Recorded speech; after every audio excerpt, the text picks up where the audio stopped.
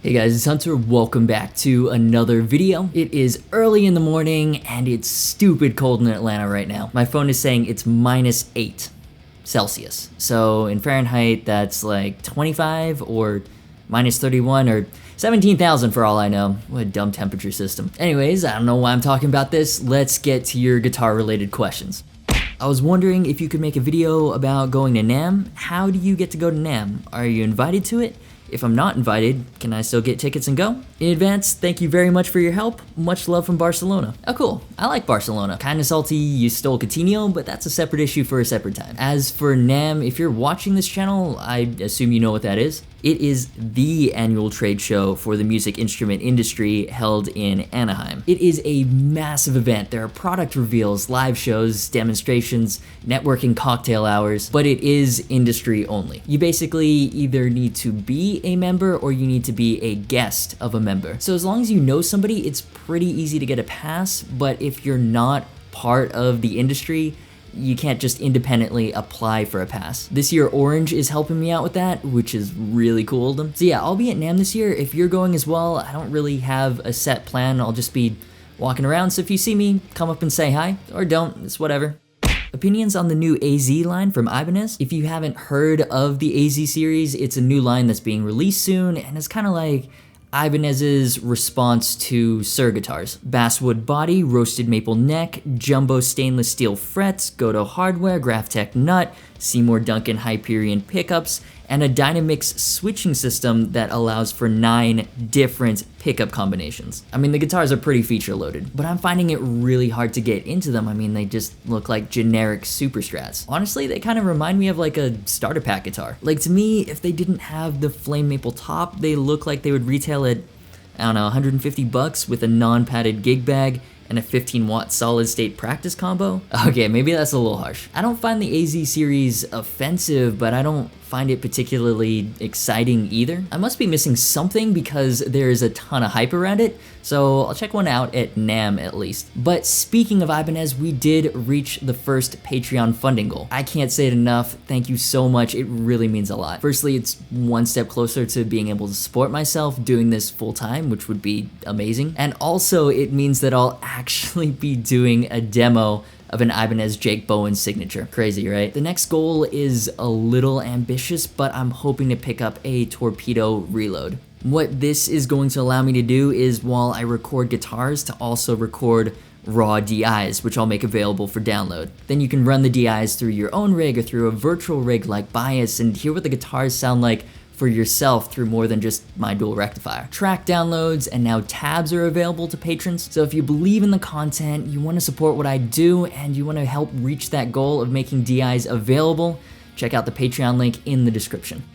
What about Nergal's Eclipse model? A bit generic, but cool for sure. Yeah, so last week I talked about the 2018 LTD lineup, which looks so cool. If you haven't seen that video, there's a link in the cards and in the description. Anyways, one of the new models is Nergal from Behemoth's signature Eclipse, and a surprising number of you guys actually asked about it. It has a satin black finish, Macassar ebony fingerboard, Fishman Fluence modern pickups. I mean, obviously I'm a fan. I'm really glad that LTD is releasing more models with Fishman Fluence pickups because they are game changers, but the reason that I didn't talk about it specifically is because I don't think it's gonna be one of the guitars that I'm going to have on the channel. And the reason basically, since I can only do one of these demos a week, that's 52 guitars in a year max, assuming that I don't do any amps or pedals, so I have to be somewhat selective. The way I view it, for it to make a good video, it either needs to have a unique sound, like have pickups that I haven't used before, or it needs to look incredible on camera. That's why I did Gary Holt's GH600NT, for example.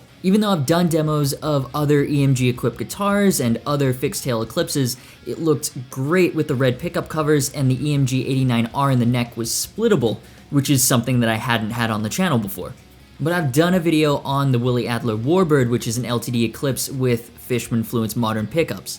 And I plan on doing a video on the LTD EC Black Metal. It's a single pickup Eclipse, which is different, and also somehow, even though I'm a huge fan, I still haven't used a Seymour Duncan Black Winner on the channel yet. but it also looks very, very similar to the Nergal. So I don't really feel like a video on the Nergal Eclipse is really necessary. It wouldn't really cover anything new. That being said, I love eclipses, and an eclipse with Fluence pickups is even better. I think it'd be fun, and at the end of the day, you guys are the ones watching, so do you want to see it? I'll leave a poll that you can vote in by clicking the eye in the top right corner. What do you think? Do you want a Nergal-6 video, or is that too redundant?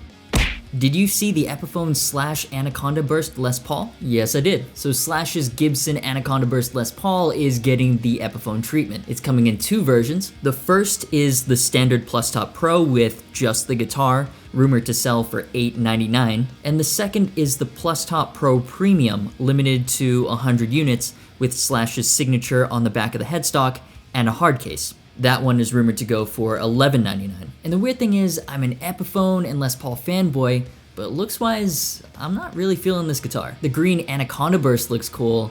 I think it's the headstock. I think no binding works on the Gibson headstock, but it looks weird and cheap on the Epiphone one. For example, the inspired by 1955 Les Paul Custom that I really like is also priced at $899. And if you compare them side by side, would you guess that these two cost the same? Personally, I think the 1955 Les Paul definitely looks like the more premium instrument. I am interested in trying the Seymour Duncan / pickups, but I don't know, not really feeling this one. Again, there's a poll you can vote in. I'm curious as to what you think. And that is it for this episode of Ask-a-Fish. Let me know your thoughts and opinions on anything discussed in this video. Are you going to NAMM this year? What do you think of the Ibanez AZ series?